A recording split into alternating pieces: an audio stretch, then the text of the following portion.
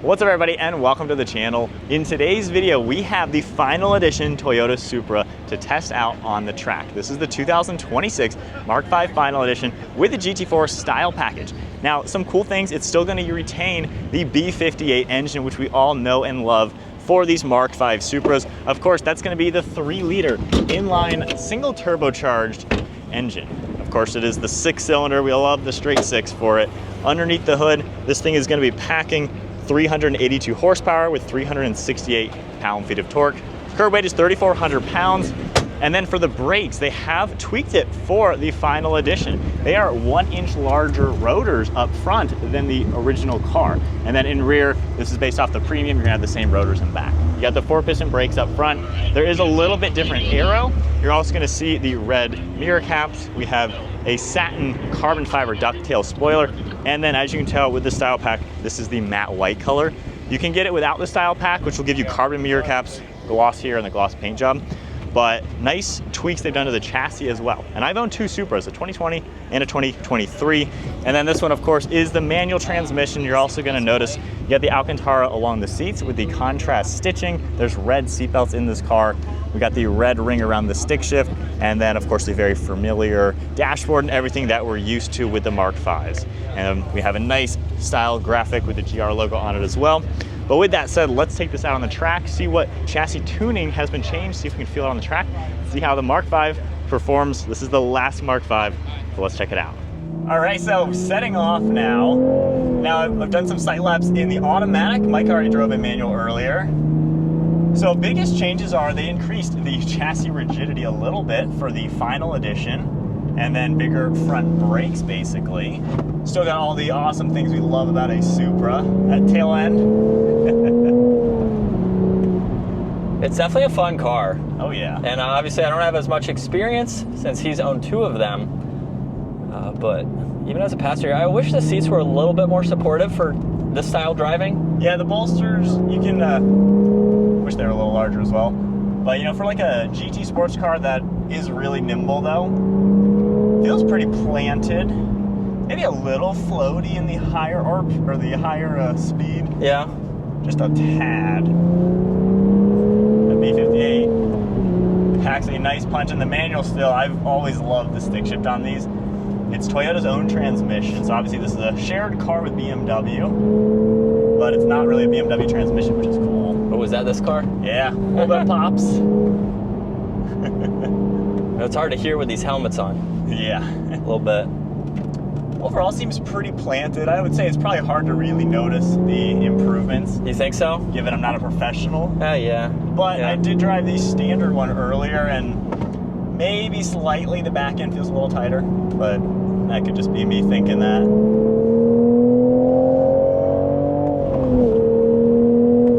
Gets to 95 real quick. Oh, we got some cones down.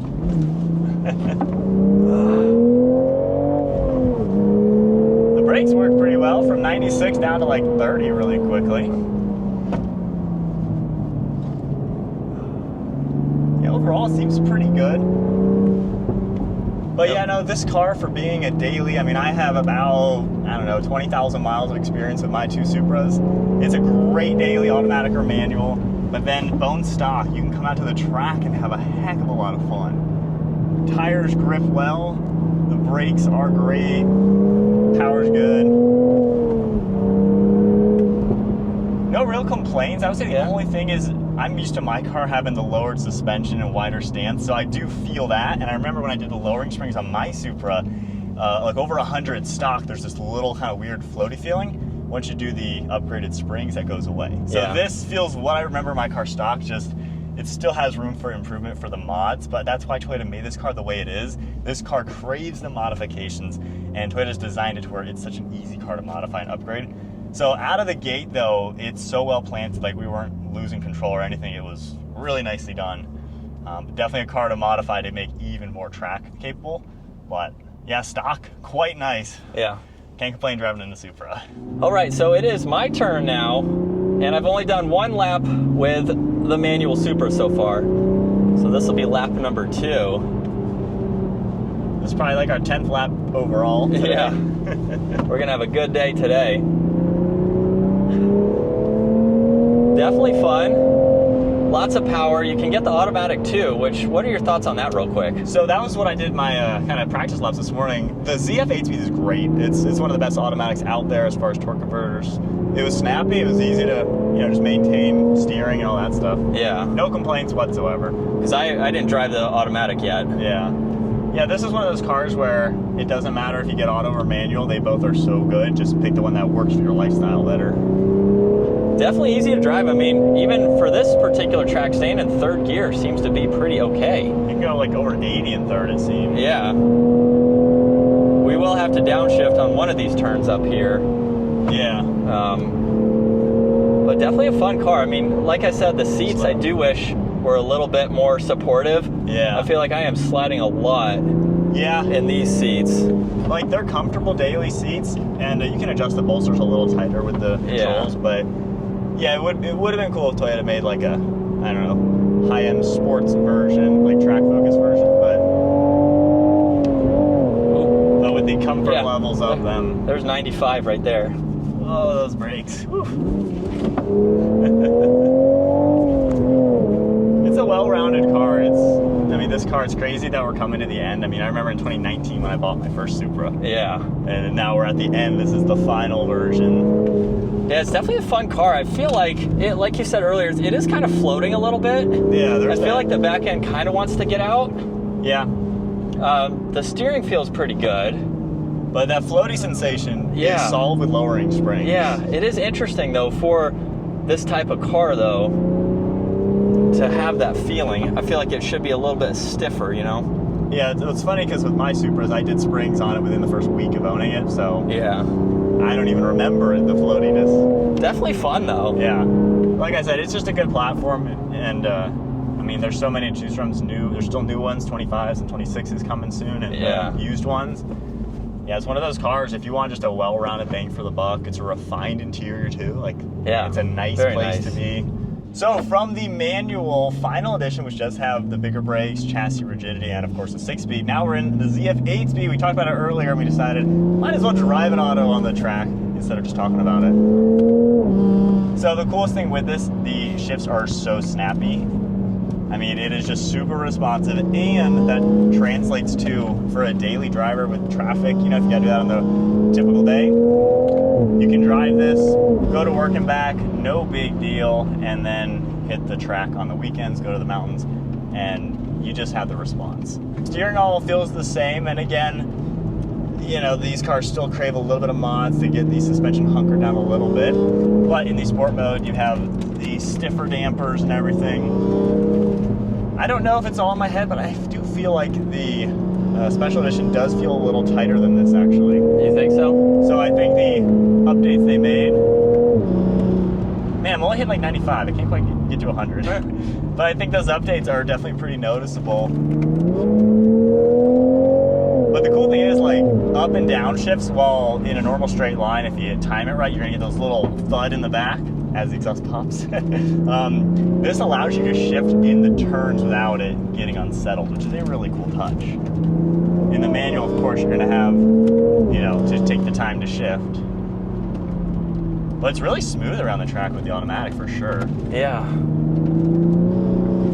Yeah, it's a little different. There's definitely a chassis difference with the other one. So, nice way to go if you want, a little bit more track focus capabilities in that special edition that they're doing. That is a limited car, so there's like 1,500 or so.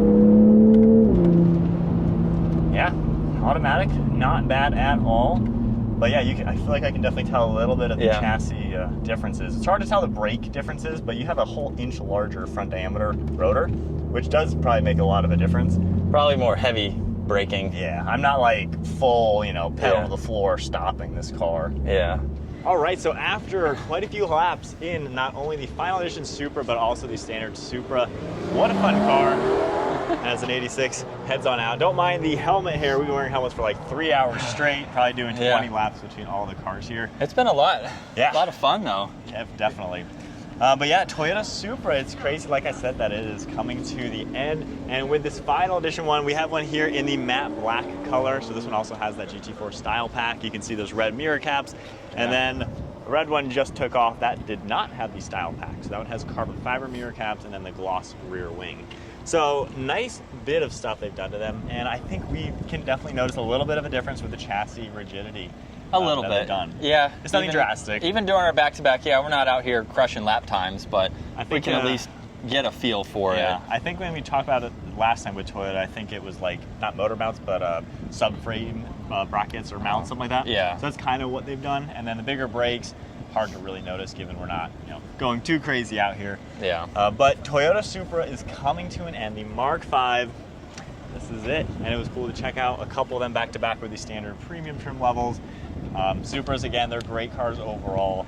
I think my only complaint, a little bit of floatiness in that high speed. Yeah. Which I remember that vaguely on my 2020, and then a week later did the springs, problem solved. So this is a car that, couple mods, and they just get insane. Check out our website as well as our whole Supra playlist if you want more information on aftermarket parts. But out of the gate, Toyota has done a great job with this car. 7 model years later, and now it's coming to an end. I guess we'll have to see if there's Supra a comes 6. again. Yeah.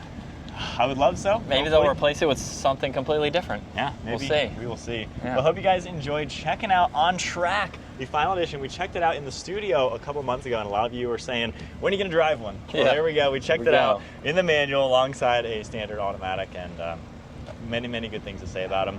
We wish this a good farewell, though. Goodbye to the Toyota Supra. It was a great car.